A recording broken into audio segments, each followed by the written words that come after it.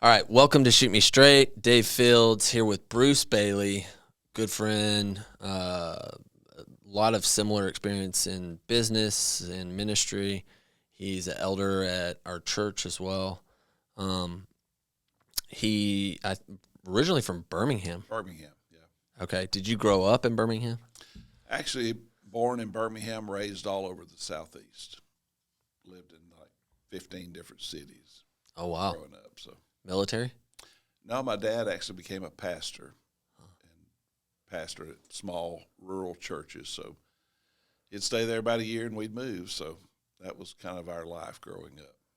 Looking back on that, do you appreciate that or?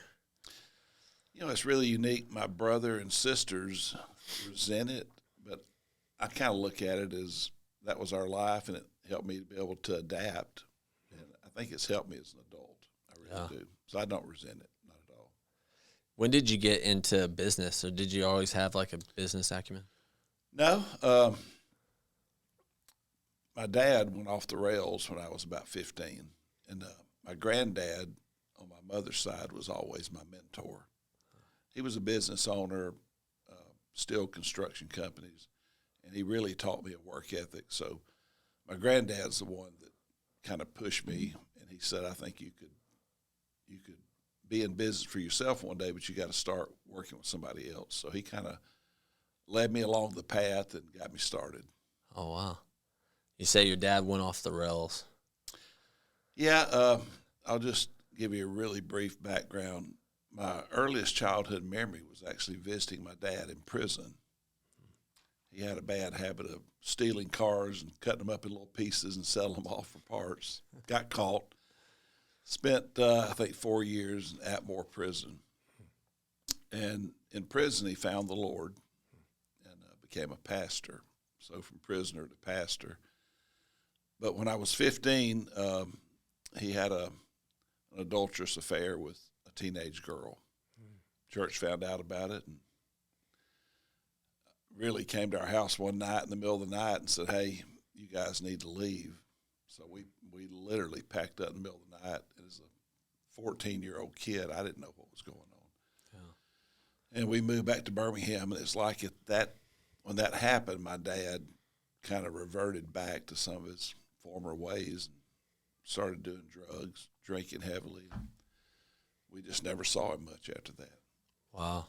So pretty much at 15, I had to become the man of the house, and I actually had to start working and providing for our family. So wow. It was a tough transition, but again, I look back at it as God had a plan, and it really taught me at an early age how to work and be responsible. Yeah. How'd your siblings take it? Not as good. Yeah, my brother had a lot of resentments and still today deals with past hurts he's never really dealt with. My sisters do much better.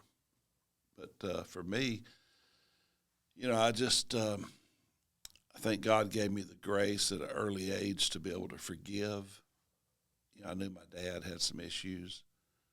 And so I came to a point probably in my early 20s where I just forgave him for everything and actually struck up a relationship with him again.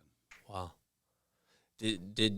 Would you say you were a believer back then at 15? Yeah, I became a Christian at age 12. Okay.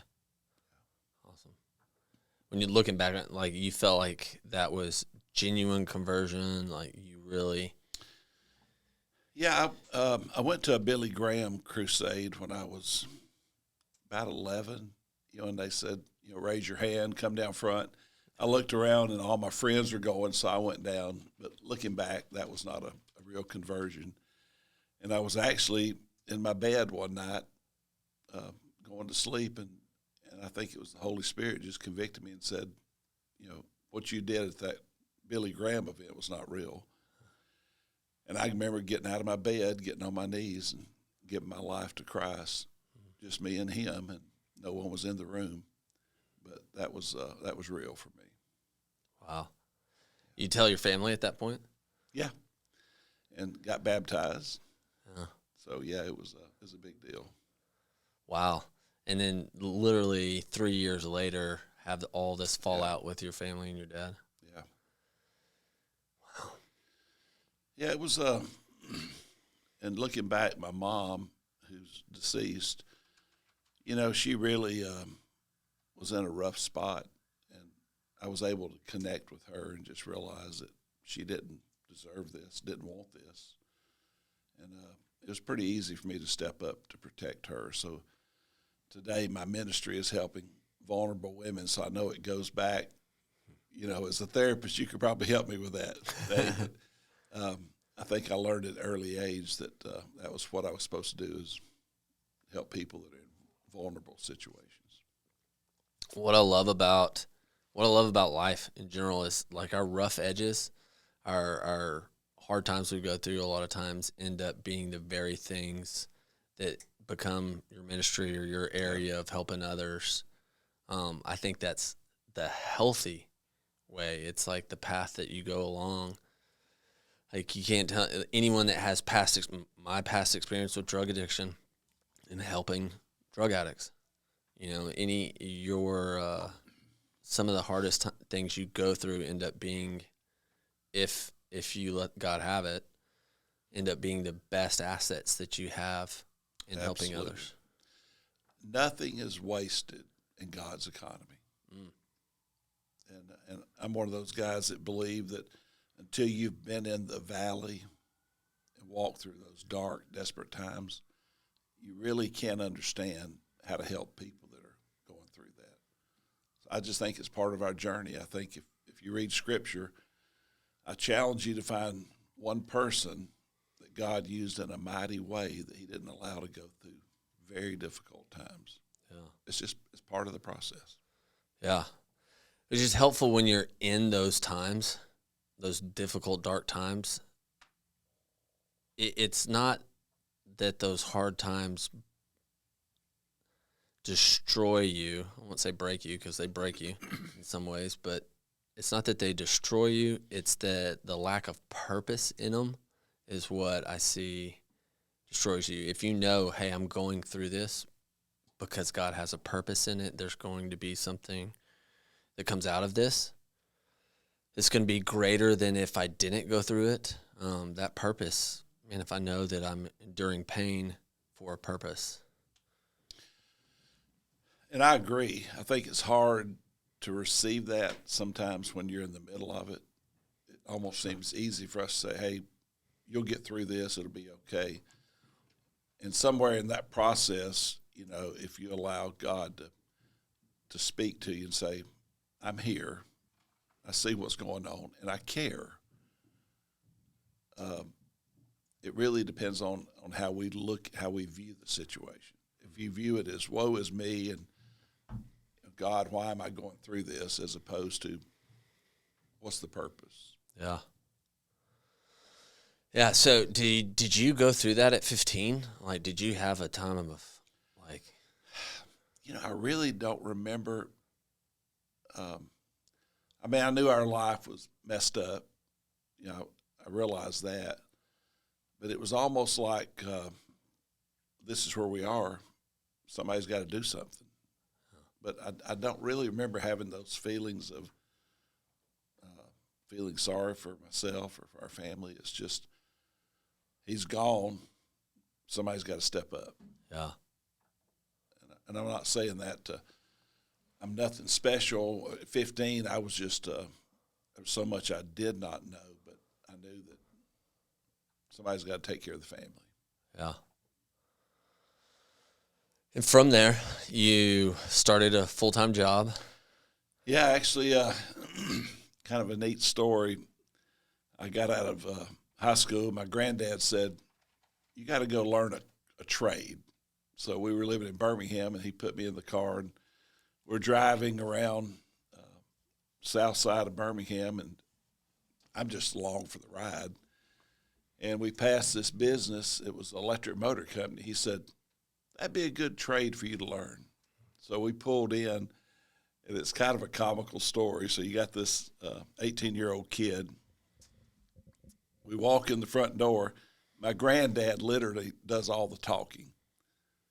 Who does the hiring around here? Well, that'd be George. Well, I need to talk to George. George comes out. Hey, this is my grandson, Bruce. He needs a job. He's a good worker.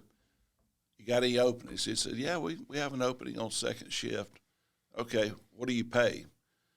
And I think it was like starting $1.75 an hour. He said, he'll take that. And at this point, I've not said a word. So my granddad literally negotiated my first job opportunity. And honestly, it was the career I stayed with my whole life. And God blessed me one day I was able to have my own electric motor company. But it started with my granddad just driving around saying, that'd be a good career for you to learn. Mm. That's funny. Yeah. And then through that, you're being modest about it, but like you've had a lot of success. I mean, you did really well in business, correct? Yeah. Worked for other people for about 15 years to learn the craft, the skill. Was able to move up and actually worked in my first job. Actually started off sweeping the floor and cleaning parts, and wound up being a president of a company. And realized one day I could do this on my own. I've worked for other people, so I took the chance and just stepped out and was very successful, and actually had 3 different companies. And had some troubles along the way, but God was gracious to me. Yeah. Did you experience falling away from faith some through that? And I did. Just getting into the business and money and. Yeah, I had 2 very successful companies, and a very large company in our world filed for bankruptcy in Milwaukee, Wisconsin, and actually a good customer of mine who was not a Christian. Actually, he was a very evil person, but he was a good customer. He called me and said, hey, let's go buy this company together that filed for bankruptcy. And for me, it was an ego thing, to be able to purchase one of the largest name brands in our industry. I'll never forget, I told my wife, I said, hey, I'm going to Milwaukee. She said, what are you going there for? I said, I'm going to buy this company. And the guy's name was Herb. And she said, you can't go in business with him. He's not a Christian. I said, well, I get that, but, I'm working on him. We'll get him there. And she was like, okay, it's a mistake, but go ahead. That's what you're going to do. And so we bought the company, and for 3 years, it was a disaster for 3 years because I was unequally yoked. And when people read that verse in the Bible, they so often think about marriage. But in business, and you know this, a business partnership can be as close as a marriage relationship, and you better be agreed on things. Well, we were obviously not agreed, and went through that experience and literally wound up losing everything. Had to shut the company down, and it was something that really was not my doing. But then when I step back and take a look at it, it was my doing because I entered this unequally yoked relationship with eyes wide open.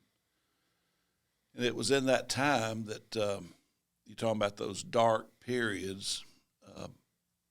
When you've gone from flying high and you've got everything the world views as success to lose it all. And it was a really ugly situation that I actually was questioning God, why did this happen? And I found this gentleman in Atlanta. He had a daily devotional online, and his name was Oz Hillman. And I just remember reading these devotionals, and it was like every day it was speaking directly to me, to the point where I said, I need to go meet this guy. So we set up an appointment in Atlanta, drove over and had breakfast. And I'll never forget, we were sitting across the table, and he said, well, tell me your story. So I told him, about had a successful 2 companies, got in an unequally yoked relationship, lost everything, and now we're basically starting over again. And I'd had a bout where I was dealing with suicidal thoughts. And lost most of my friends, and it was just a rough time.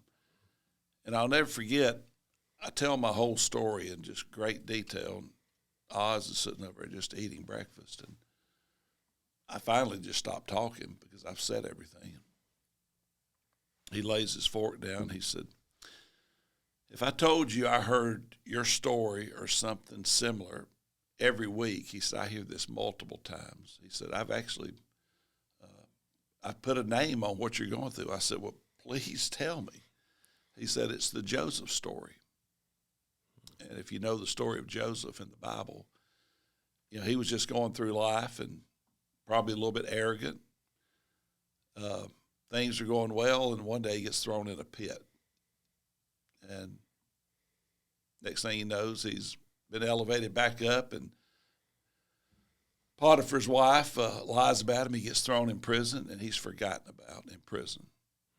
But one day, God reaches down and says, okay, you're ready, and he pulls him up and puts him second in command of the whole land of Egypt. And Oz told me, he said, Bruce, he said, what you're going through didn't surprise God, but he wants to do something greater with your life. And honestly, Dave, I was able to walk away from that. And for the first time, it really made sense that, I can trust God. And so we went back, and I told my wife, I said, we're going to start our business back up. We're going to start from scratch. But I said, this time, I want God to own the company. We're going to work for him. So we set up what we call a kingdom company. And we honestly live by that rule where a major decision, we had to hear from God before we would do anything. And I can say that's really what started me on the path to have a second successful career. And we were heavily involved in missions around the world and just did a lot of things for the kingdom. And 4 years ago, God allowed us to sell the company. And now we do what we're really passionate about, and that is anti-human trafficking work. Wow. Yeah. What a story. Yeah.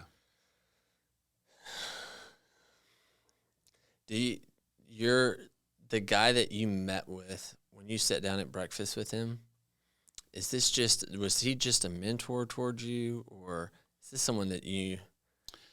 Yeah, he had a daily devotional online. And I just somehow found this site, and his whole ministry was to business people going through rough times. So I mean, it was just what I needed at that time in my life. And I've never had a conversation with him since that breakfast. Oh. But he at least helped me make sense of what I was going through, that God has a greater purpose in mind. Yeah. You mentioned one thing that really stood out, that I could trust him. Yeah.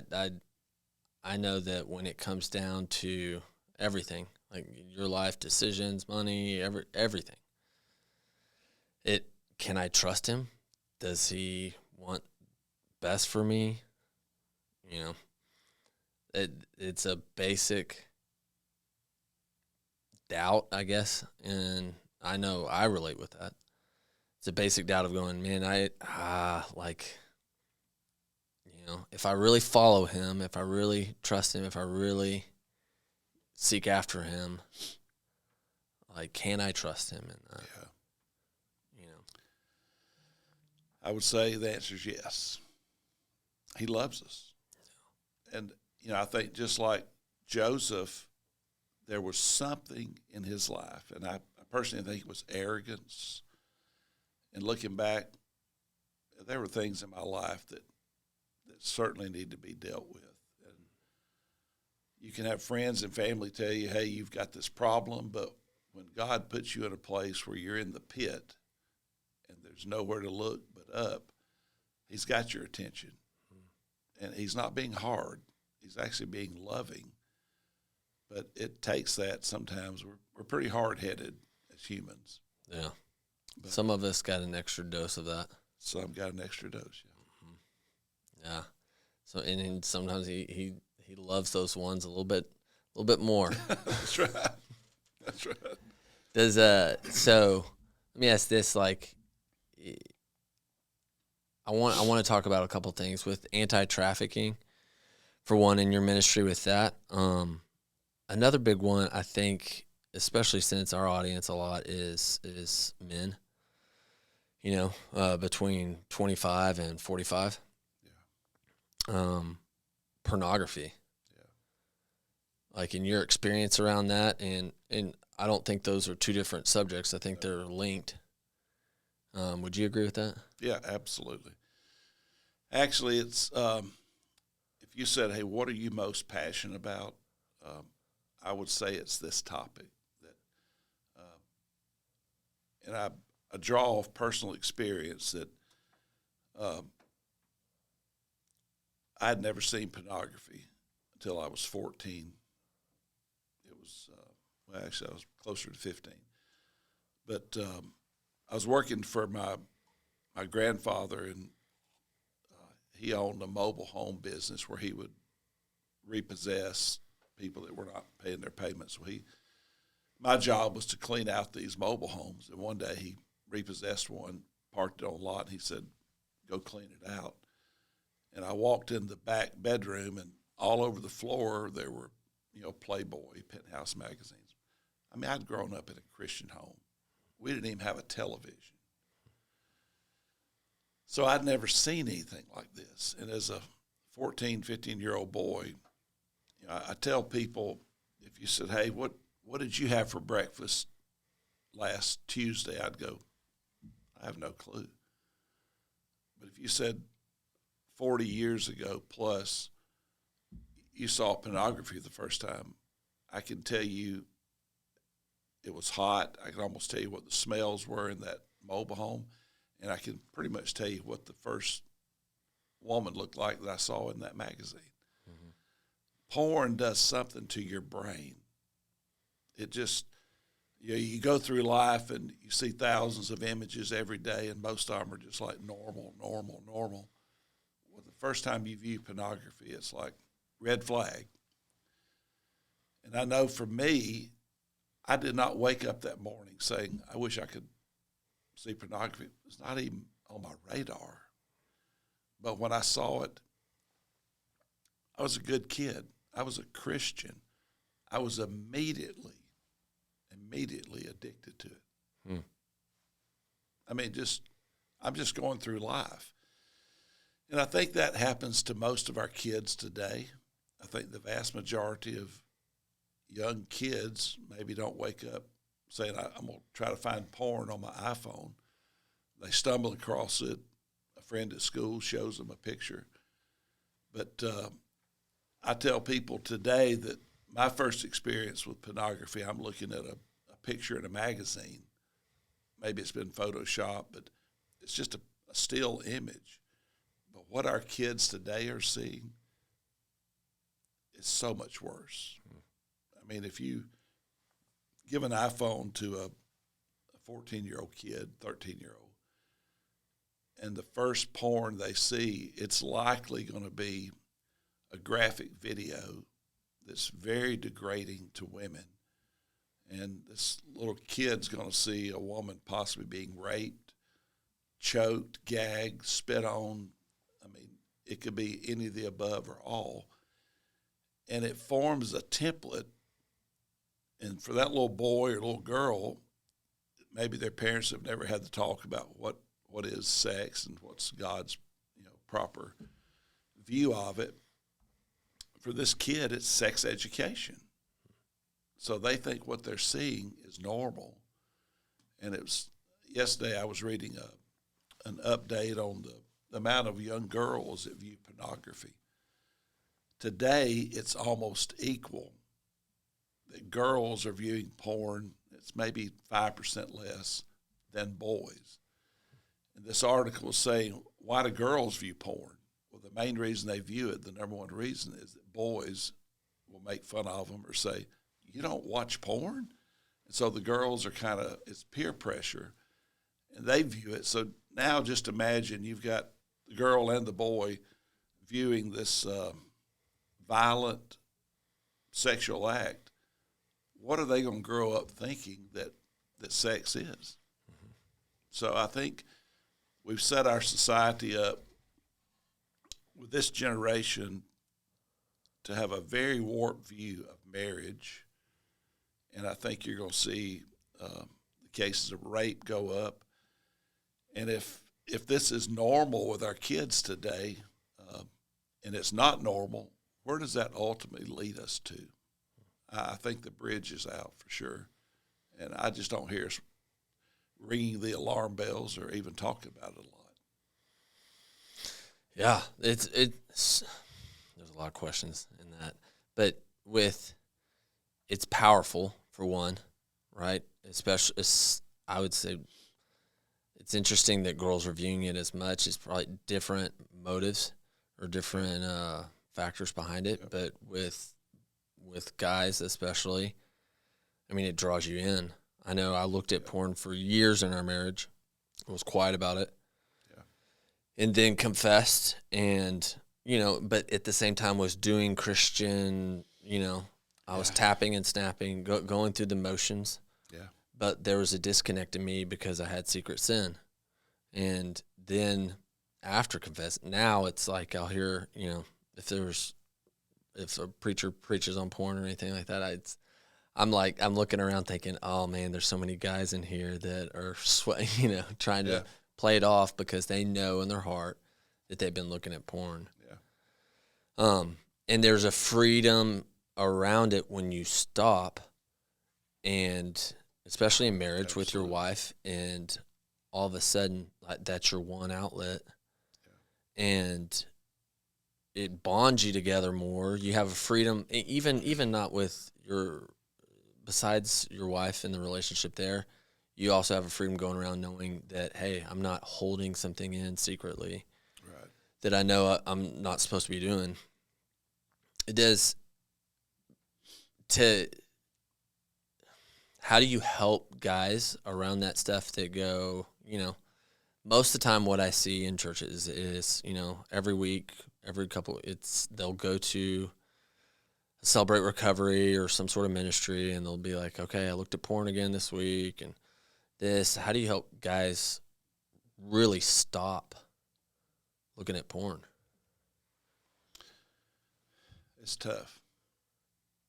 It's that it's that one sin that most people, like you said, you don't talk about it. You don't share it. I mean, men don't share their feelings very good in general, but when it comes to this, if you're in church, okay, we're going to start a group for anybody that's addicted to porn. Raise your hand if you want to join. Nobody's going to admit it. But I was looking at a Barna study recently, and I think it was like 70-something% of men in the church are viewing porn on a regular basis. So what you experience and what I experience is pretty normal. Yeah. I think it's higher. And it could be higher. It really could be. 70% of them that admitted it. They admit it. Yeah. How do you help them? It's like you said, and I guess it would be the same like if you're an alcoholic.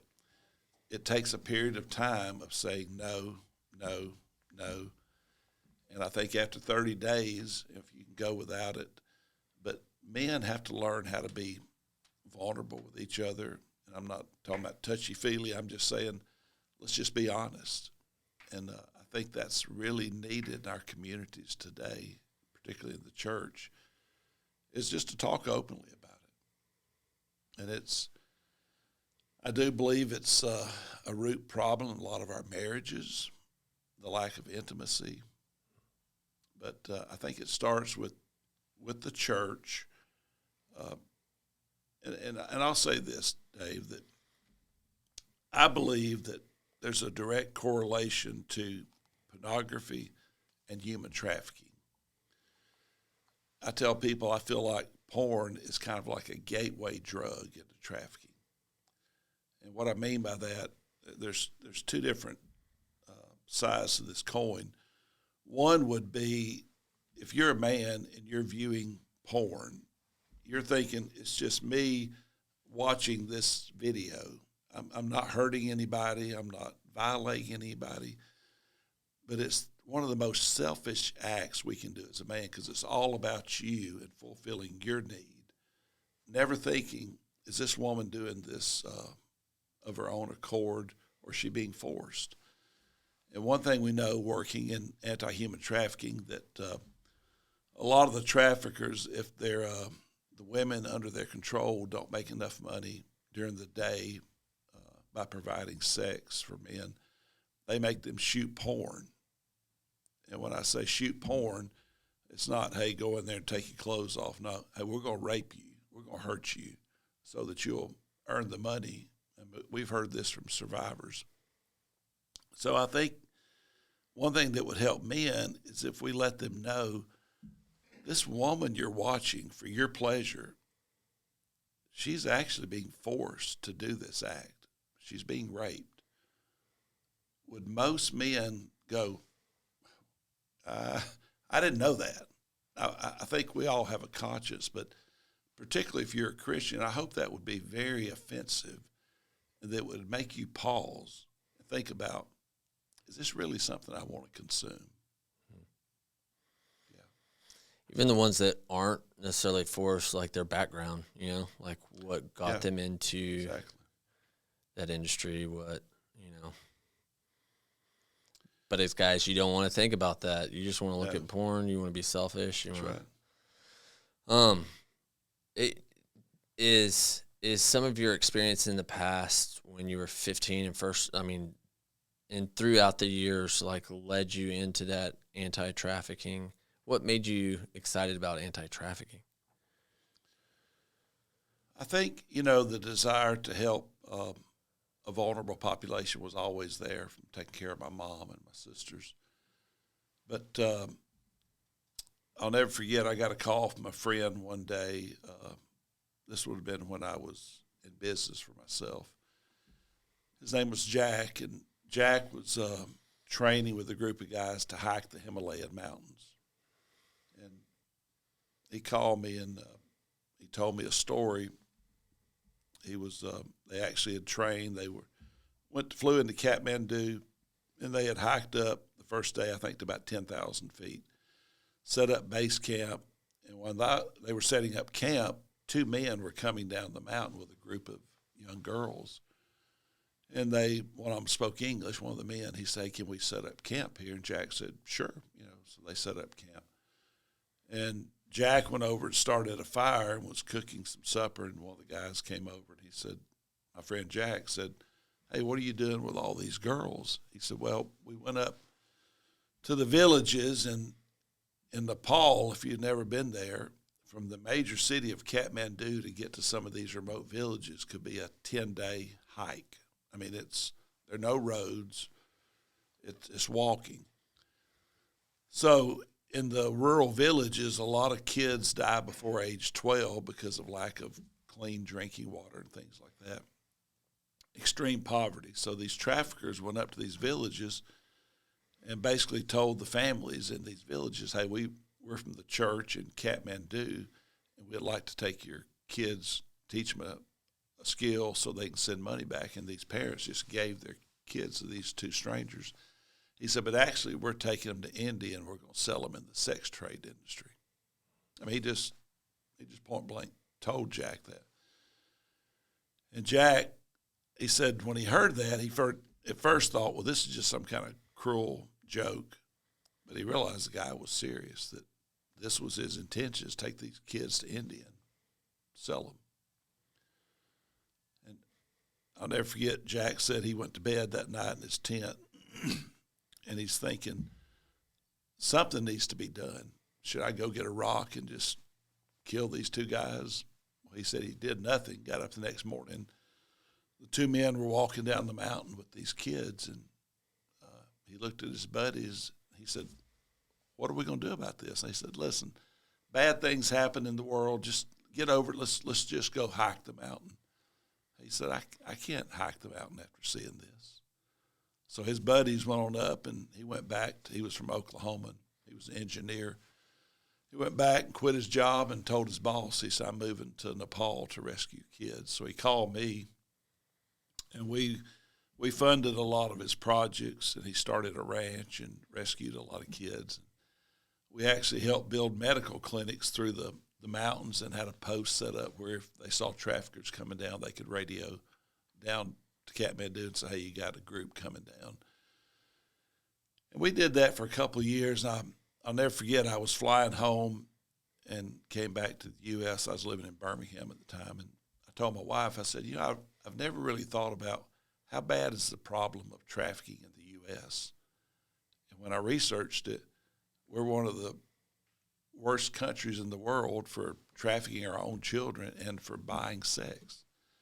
So at that time, I kind of focused more on the U.S. and started working locally, and that was about 12 years ago. So we still do some international work, but mainly now we're focused on trying to reduce demand and hopefully eradicate it in the panhandle of Florida.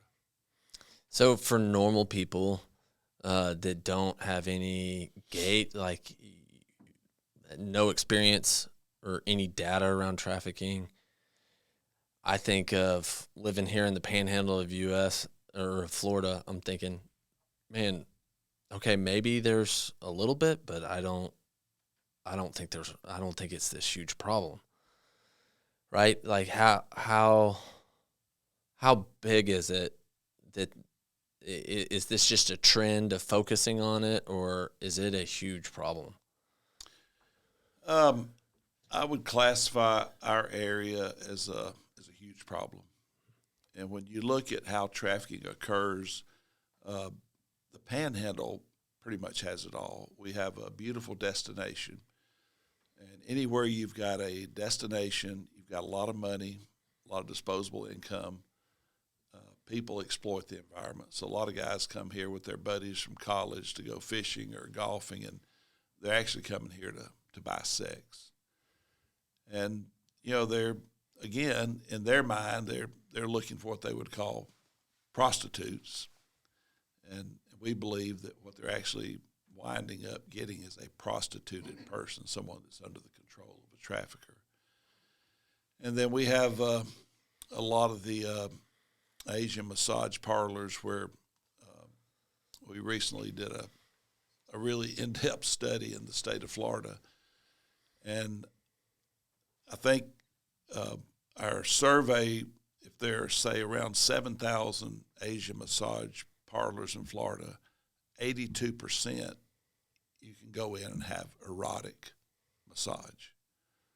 So that means if you drive by 10 Asian massage parlors, 8 out of 10 you can go in and have sex, which is against the law.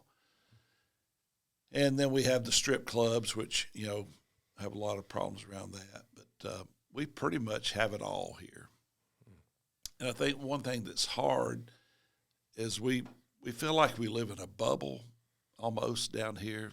You got this beautiful place, you got the beaches, but there's a lot of bad things going on, and sometimes people just don't want to hear the truth. But we got a pretty bad problem here. So you say when I think of trafficking, I think of stealing a kid and like grooming them around sex. I mean, is that how you would define it? Yeah, it's not so much the snatch and grab, the creepy white van rolling down the street and sliding the door open, grabbing a girl. That does happen, but it's not the most common way that people are trafficked today. Today it's more coercion, fraud, we call it the boyfriend model. These traffickers are really, I say they're psychologists without degrees, that they understand, and what they're looking for are children that have vulnerabilities. It could be an autism. It could be early childhood sexual trauma. It's almost like there's a mark on their forehead when they go through something as a child that says, hey, I'm vulnerable. And these traffickers pick up on these vulnerabilities. Sometimes it could be poverty. Runaways, foster care, we see a lot of trafficking occurring in those two areas. If a child runs away from home and they're on the street for more than 48 hours, there's about a 80% chance they'll be approached by a trafficker, offering money, help. But then a few days later, they want their money back, knowing that the child has spent it, and then that's when they're trapped. So that's more what we see down here is the boyfriend model, where the girl actually thinks, well, he makes me do bad things, but he's my boyfriend, and he says we're doing it to make money. So it's the whole force, fraud, coercion. Yeah. How do you work to go against that? How does your ministry just identifying them, and then also once you get a girl, I'm saying girl, I know it could be guys too, but probably really targeted towards women. But how do you rehabilitate them into that? That's got to be probably one of the hardest processes of it, is not just getting them out, but getting them so they don't go back in. Yeah, like someone coming out of prison, the recidivism rate can be pretty high.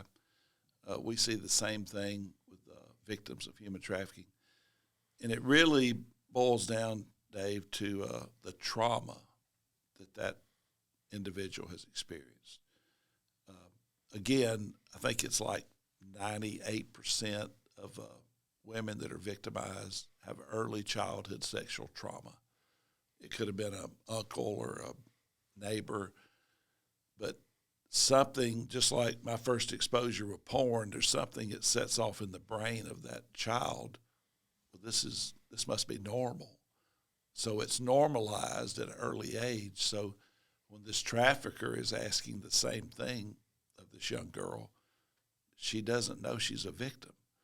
So most human trafficking survivors, they don't self-identify as a victim.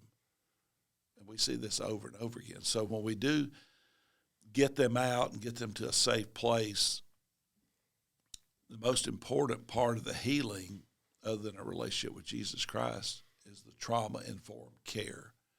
You've got to work on this early childhood trauma. And when we have programs that are really good at that, we see great results. But if you're just in there just loving on the girl and saying it'll be okay, there's a good chance she's going to leave. But you've got to deal with the trauma. That's most important. She's got to recognize that she was a victim. That's right. Is sometimes that harder than you'd think?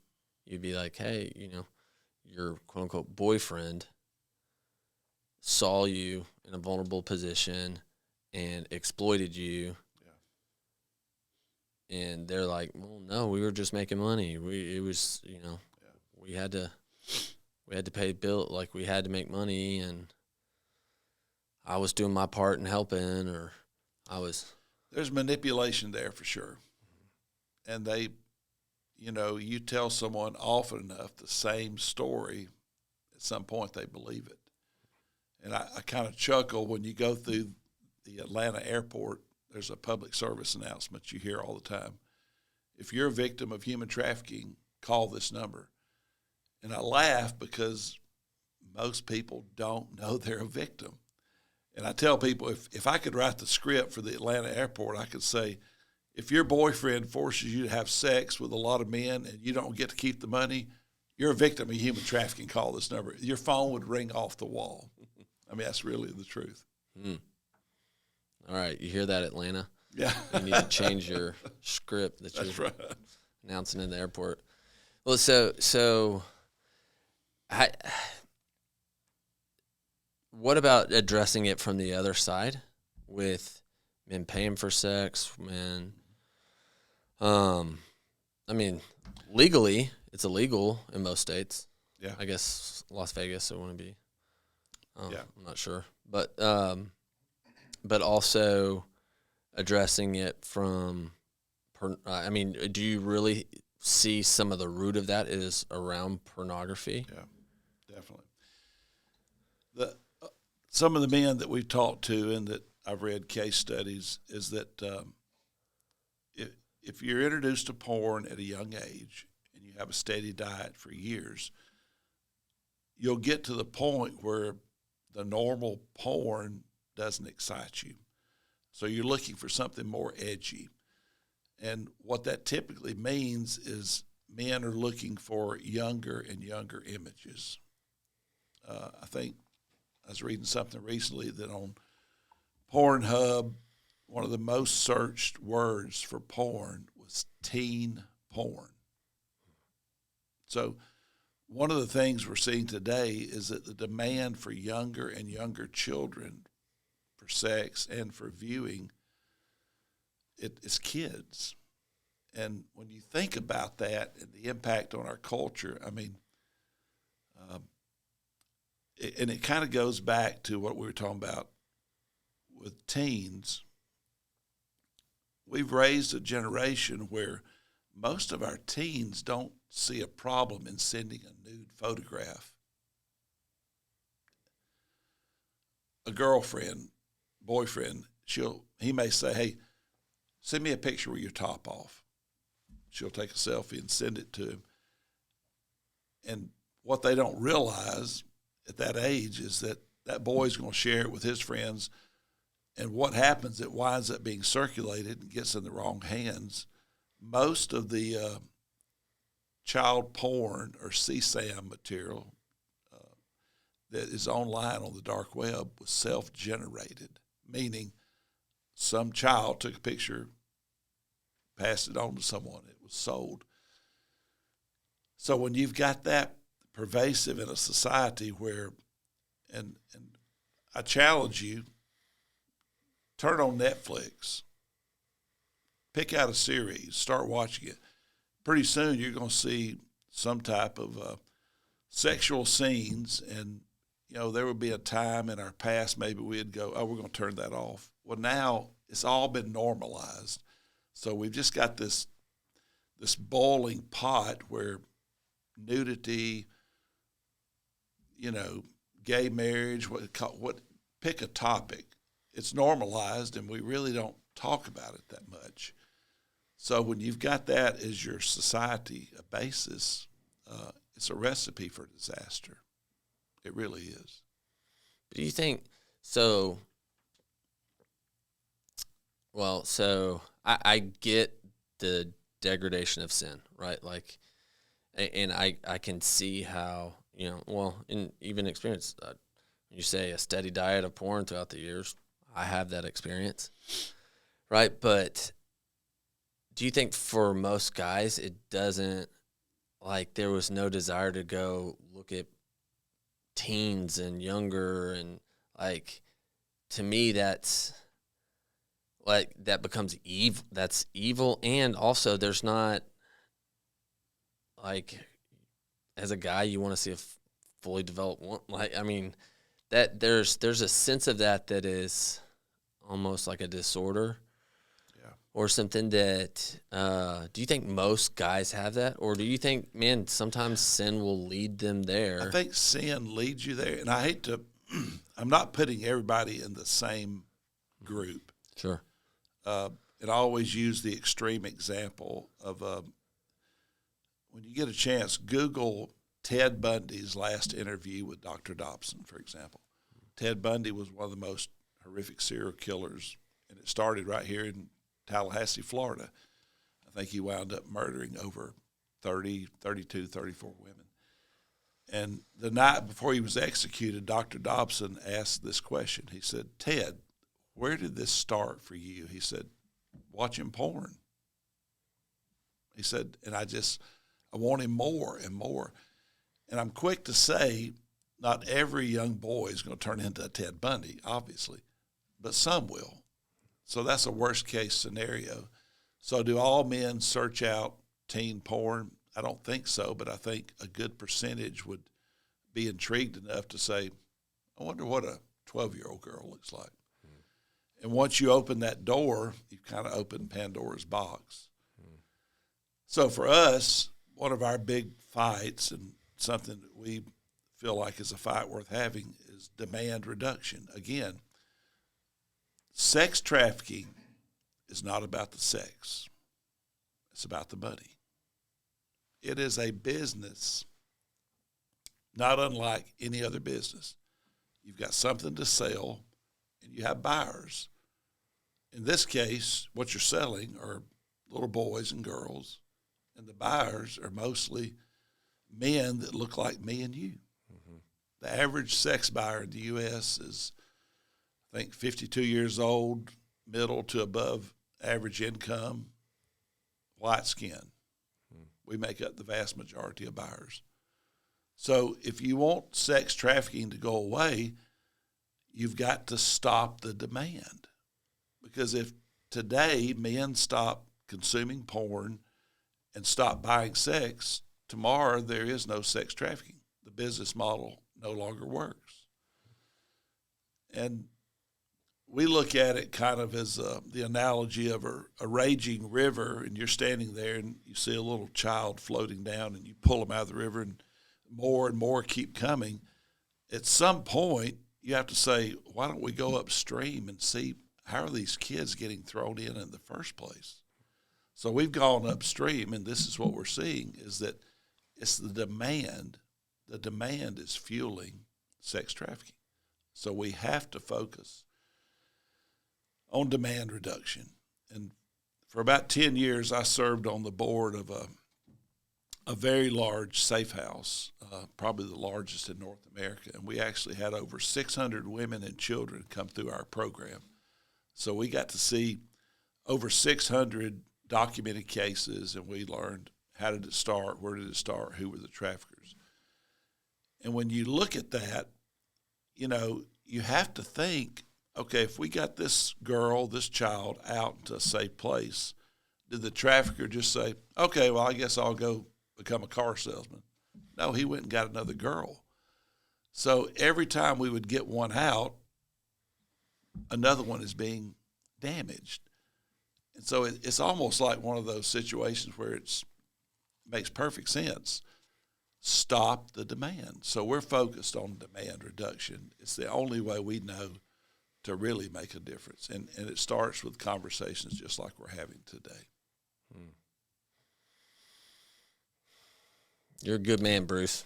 I love this conversation, and I love that we're doing it on the podcast so that we can put it out there.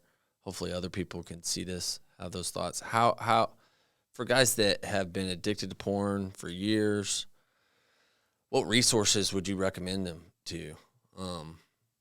Just in general, if they go, man, that's me, or they're the 52-year-old white male in the U.S. that goes and gets prostitutes, and they go, I don't want to be a part of this anymore. I'm the demand, and I don't want to hurt people. There's an excellent documentary. It's a 3-part series, and you can just Google Brain, Heart, World.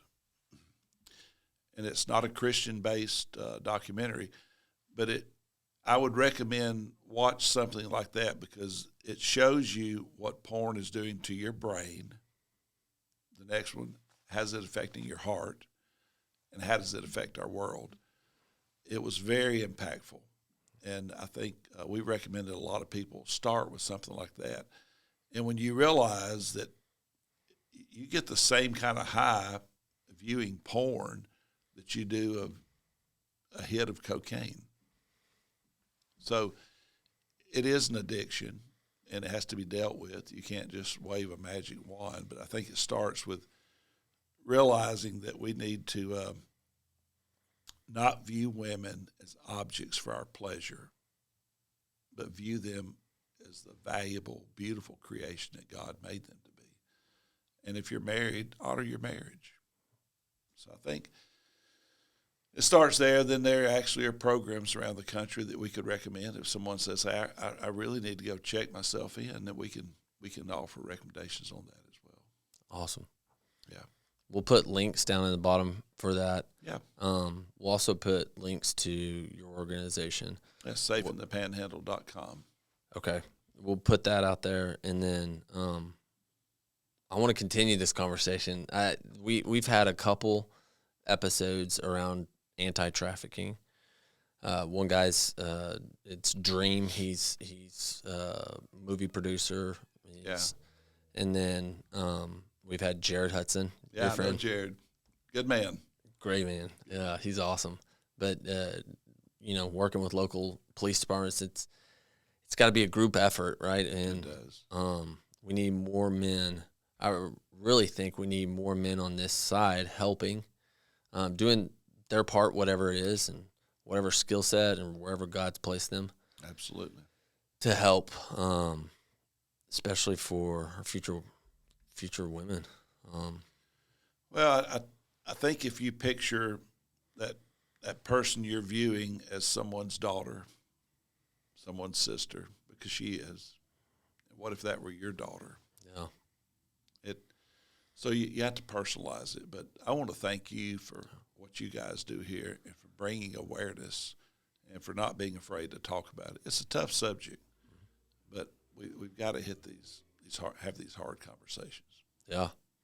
Awesome. Thank you, Bruce. Thank you, buddy. All right. Enjoyed it. Out.